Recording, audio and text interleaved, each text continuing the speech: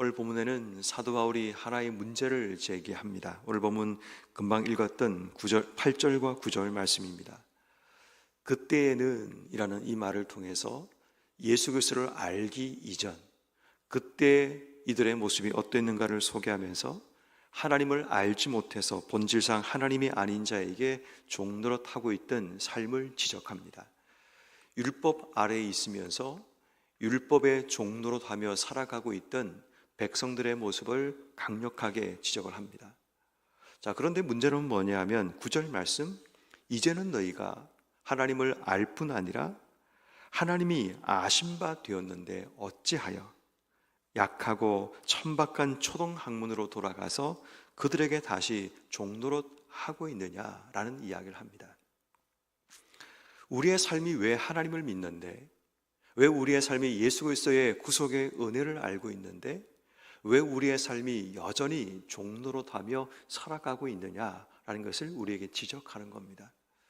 성도 여러분, 우리는 나도 모르는 사이에 굉장히 많은 것에 묶여서 매여서 인생의 삶을 살아갑니다. 물론 율법이 그들에게 정말 중요했습니다. 왜냐하면 율법을 통해서 자신들이 누구인지를 알고 또 자신들이 하나님께 나아가는 방법을 배우게 됩니다. 그런데 문제는 여기에서 한 단계 더 나감을 통해서 율법에 매여서 묶여서 인생의 삶을 살아가게 됩니다. 모든 것을 할 때마다 율법에 매여서 살다 보니까 그들 삶 속에 자유함을 얻지 못하는 거죠. 율법 아래 살아간다는 것이 그들에게 기쁨이 아니고 즐거움이 아니라 구속이 되었고 마음속에 늘언저라 부담감이 되는, 혹여나 내가 율법의 말씀을 지키지 못하면 어떻게 할까라는 두려움이 그들 삶을 지배하는 그런 일들이 일어나게 되는 겁니다. 예수를 믿고 사는 우리에게 온전한 자유함이 주어져야 되지만 예수님께서는 우리를 결코 정죄함이 없다고 말씀하고 있지만 여전히 우리는 율법을 통해 스스로를 정죄하고 율법을 통해 스스로가 자유하지 못한 삶을 살아간다는 겁니다.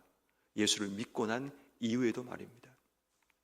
그래서 사도 바울은 이 갈라디아서 3장을 통해서 우리가 누구인지 아느냐, 왜 너희가 여전히 묶여 살아가느냐, 여전히 9절 말씀, 10절 말씀처럼 날과 달과 절기와 해를 삼가고 여전히 묶여서 지켜야 될 규범과 규례에 묶여 살아가고, 그렇게 하다 보니까 너희를 위해 수고했던 모든 복음의 수고가 헛될까 하는 두려움이 생겨나게 되는 겁니다. 그러면서 사도 바울은 우리에게 우리가 누구인지를 다시 한번 설명을 하는데, 첫 번째 설명하는 내용이 1절입니다. 유업을 이을 자가 모든 것의 주인이다 라고 얘기합니다. 너희는 주인이지 종이 아니다 라는 겁니다. 너희라는 존재는 주인이지 종으로 사는 자가 아닌데, 문제는 2절 말씀처럼 아버지가 정한 데까지 후견인과 청지기 아래 있다는 겁니다. 왜냐하면 우리가 아는 것처럼 어린 아이들은 어떻게 행동해야 되는지, 무엇을 말해야 되는지, 어디로 가야 되는지, 무엇을 먹어야 되는지, 어떻게 이런 상황 가운데 행동해야 되는지 전혀 알지 못하기 때문에 누군가가 그 아이를 도와주는 역할을 하게 되는 거죠. 그것이 바로 오늘 성경에 나오는 후견인과 청지기입니다. 어린 시절 이 청지기나 후견인은 자기를 꾸짖기도 하고 또 자기의 삶을 인도하는 모든 것을 아는 것처럼 보이다 보니까 어린아이 입장에서는 그 후견인과 그 청지기가 무서울 수 있고, 그들의 말을 따라 살다 보니까 마치 그들이 자신의 삶의 주인인 것처럼 그렇게 행동할 때가 있다는 거죠.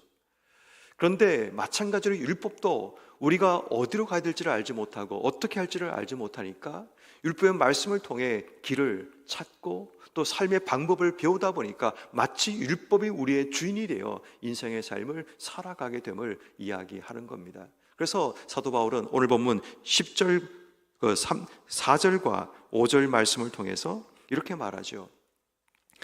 하나님께서 때가 참에 아들을 보내시는데 그 아들을 율법 아래 나게 하셨다라고 얘기합니다. 그리고 그 율법 아래 나게 하신 이유가 뭔가를 설명하기를 5절, 율법 아래 있는 자들을 속량하시고 우리로 아들의 명분을 얻게 하려 하십니다 라고 얘기합니다. 아들을 이 땅에 보내셔서 율법 아래 있는 자, 종노릇하며 살던 자들에게 온전한 자유를 우리에게 주셨다라는 거죠. 율법을 속량하심을 통해서. 그러면 여러분, 우리가 기억해야 될 것은 더 이상 우리가 자유를 잃어버리고 종로로 타며 살아가서는 안 된다는 거죠. 예수님이 오신 것을 알지 못할 때 그때는 종로로 탈 수 있습니다. 그런데 문제는 어찌하여 아버지를 알매도 불구하고, 아버지의 마음을 알고 이 땅 속에 오신 예수 그리스도를 알매도 불구하고 왜 종로로 타며 살아가고 있느냐라는 이 책망을 우리가 잊지 말아야 합니다. 다시 말해, 예수를 믿는다는 것은 우리의 삶이 온전한 자유함을 누리며 살아가는 인생입니다.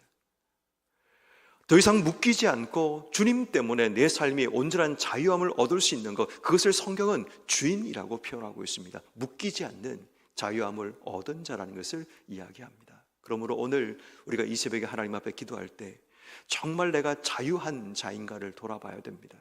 예수를 믿고 살아가지만 수없이 많은 것들에 묶여서 살고 있지 않는지, 예를 들어 이사를 가는데 손 없는 날을 찾아서 이사를 하고 있다면 우린 예수를 믿고 있으면서 여전히 세상적인 어떤 것들에 묶여 인생의 삶을 살아가게 됩니다. 또 지난 수요일도 말씀드렸지만 11조를 드리는 것이 묶여서 만약에 드리지 않으면 하나님이 저주하고 벌을 주실까 봐 하고 있다면 우린 여전히 자유하지 못한 채 묶여 있는 겁니다. 11조는 내 신앙의 고백입니다. 내가 예수를 믿기 때문에 당연히 예수님께 드리는 내 신앙적인 고백, 감사의 고백이 11조여야 합니다.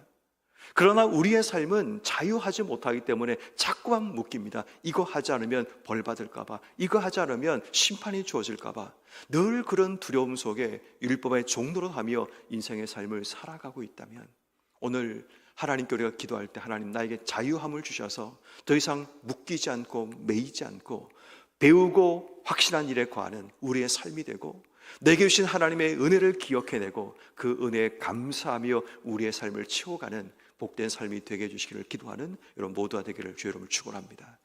두 번째로 성경은 우리에게 주인이라는 우리의 정체성과 함께 두 번째는 아들이라는 우리의 정체성을 소개하고 있습니다. 방금 읽었던 5절 말씀처럼 아들의 명분을 우리에게 얻게 하셨는데 6절, 너희가 아들이므로 하나님이 그 아들의 영을 우리의 마음 가운데 보내셔서 우리에게 어떤 일을 하게 하시냐면 아빠, 아버지라 부르게 하셨다라는 겁니다.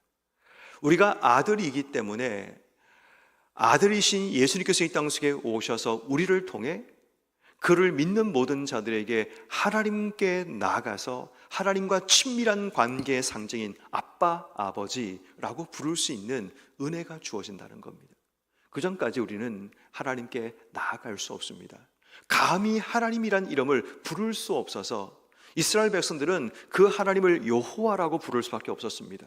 그 하나님의 이름 너무 크고 놀라워서 함부로 부를 수 없어서 그들이 하나님의 이름을 야훼라고 부르면서 하나님께 나아가려고 했습니다. 그럼에도 불구하고 하나님 앞에 두려움과 떨림으로 그분의 낯을 피해야 되는 인생의 삶을 살던 자들이 바로 하나님 백성이었던 이스라엘의 모습이었습니다. 그런데 아들이 이 땅 속에 오셔서 아들의 영을 우리 속에 주심을 통해서 우리가 그 하나님 앞에 아빠라고 부를 수 있는 친밀함, 관계의 회복을 우리에게 허락해 주셨다는 겁니다. 그러므로 여러분, 아들임에도 불구하고 여전히 아들이 아닌 자처럼 하나님과의 친밀함을 잃어버린 채 하나님께 나가는 것이 두려워서 지금도 기도하지 못하고 하나님께 도움을 구하는 것이 무서워서 그분의 손을 잡지 못하고 인생의 삶을 살고 있는 우리의 모습이라면 오늘 이 새벽에 하나님께 기도할 때 하나님, 내가 아들이 누리는 특권, 아빠라고 부르고 달려갈 수 있고 안길 수 있는 그런 친밀함이 회복되게 해주시기를 기도해야 됩니다. 수십 년 예수를 믿었는데 여전히 하나님과의 관계가 서먹서먹하고 하나님과 내외하고 있는 우리의 모습이라면 뭔가 관계에 문제가 있음을 보게 됩니다. 그러므로 오늘 이 새벽에 하나님, 내가 하나님께 기도하고 아들의 영이 내 속에 있기에 내가 하나님을 감히 아빠, 아버지라 부를 수 있게 해주시고, 그렇게 해서 하나님과의 관계가 친밀해지고 주님 내게 말씀하시고 내가 주님과 말하고 주의 손잡고 주신 삶을 걸어가는 그런 친밀함이 회복되는 우리의 삶이 되게 해주시기를 기도하는 여러분 한 분 한 분 되기를 주의 이름을 축원합니다. 마지막 세 번째로 오늘 주시는 세 번째 우리 주시는 신분은 오늘 본문 7절 말씀에 보면 이후로는 종이 아니요 아들이니 아들이면 하나님으로 말미암아 유업을 받을 자니라 라고 얘기합니다. 1절도 말하죠. 유업을 이을 자가 라고 얘기합니다. 세 번째는 상속자임을 우리에게 말씀하고 있습니다. 주인, 자유함, 아들, 친밀함, 상속자, 하나님의 유업을 이을 자가 우리라는 것을 이야기합니다. 유업을 잇는다는 것, 유업을 받는다라는 것은 하나님의 은혜가 나를 향하고 있고 내 삶에 시간이 지나면 하나님의 약속의 유업을 이을 수 있다는 겁니다. 이 유업은 이 땅에서 받는 것일 수도 있지만 영원한 천국에서 누리게 되는 영원한 상급과 또 영원한 하나님 나라에 들어가는 그런 유업을 이야기하기도 합니다. 우리 모두는 하나님의 상속자로 이 땅에서도 하나님의 은혜를 경험하는 자가 되고 이 땅의 삶이 끝난 이후에도 하나님의 유업을 이어가는 영원한 천국에 살아갈 자로 우리를 인도하신다는 겁니다. 중요한 것은 누구로 말미암아 이러한 상속자가 되었는가라는 거죠. 오늘 보면 7절로 말합니다. 하나님으로 말미암아. 내가 상속자가 된 것은 내 능력이나 내 노력이나 내 힘을 통해 주어진 것이 아니라 오직 하나님으로 말미암아 하나님의 은혜로 내 삶의 상속자가 되게 하셨다라는 겁니다. 그렇다면 여러분, 지금 내가 하나님의 상속자로 살아갈 수 있는 것, 영원한 천국의 삶을 살 수 있는 것, 이것이 나의 능력과 노력이 아니라 하나님으로 말미암아 주신 하나님의 은혜라는 사실을 기억한다면, 이미 내가 상속자가 되었다면 지금 내 삶에 주어지는 조금 쪼들리고 힘들고 어려운 삶이 그렇게 중요한 것이 아닙니다. 왜냐하면 나는 상속자이기 때문입니다. 지금 당장 내 삶에 그 상속 재물이 내 삶 속에 주어지지 않을지라도 내가 상속자라는 사실을 기억하고 인생의 삶을 살아가면 넉넉하고 부유하고 풍성하게 주신 삶을 살아갑니다. 가진 것은 적을지라도 내 마음속에 하나님 아버지 상속자로 이 땅의 삶을 살아가기 때문에 더 이상 우리의 삶이 부끄럽지 않게 살아갈 수 있습니다. 넉넉하고 풍성하게 살아갑니다. 가진 것은 많지 않지만 하나님 때문에 내 마음의 풍성함을 누리며 살아가는 상속자, 이것이 어쩌면 이 땅 속에 우리의 삶이 시편 23편 1절 말씀처럼 여호와는 나의 목자시니 내가 부족함이 없다는 이 고백이 되는 겁니다.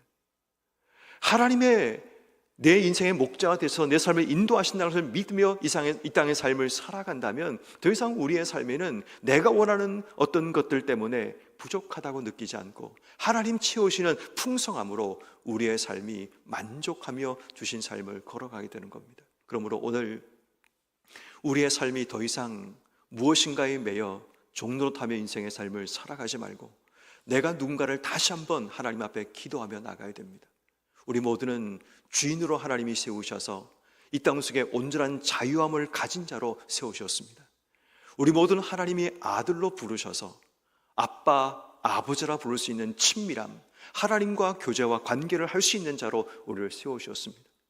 하나님 우리 모두를 상자로 세우셔서 하나님의 영원하고 풍성한 유업을 우리에게 은혜로 허락하셨습니다. 그러므로 오늘 우리의 삶 속에 메마르고 황폐한 삶을 살아가지 않고 종노릇하며 인생의 삶을 살아가지 않고 하나님과 서먹서먹하게 인생의 삶을 사는 것이 아니라 오늘 하나님과 친밀함을 회복하고 하나님의 은혜로 살아가는 인생임을 고백하며 온전한 자유함 가운데 주신 삶을 살아가는 이런 모두가 되셔서 오늘도 사도 바울이 말했던 것처럼 어찌하여 하나님을 알지 못하는 자들처럼 그렇게 종노릇하며 사느냐는 이 책망 받지 않도록 오늘 온전한 자유함 가운데 살아가시는 여러분 한 분 한 분 되기를 주의 이름으로 축원합니다.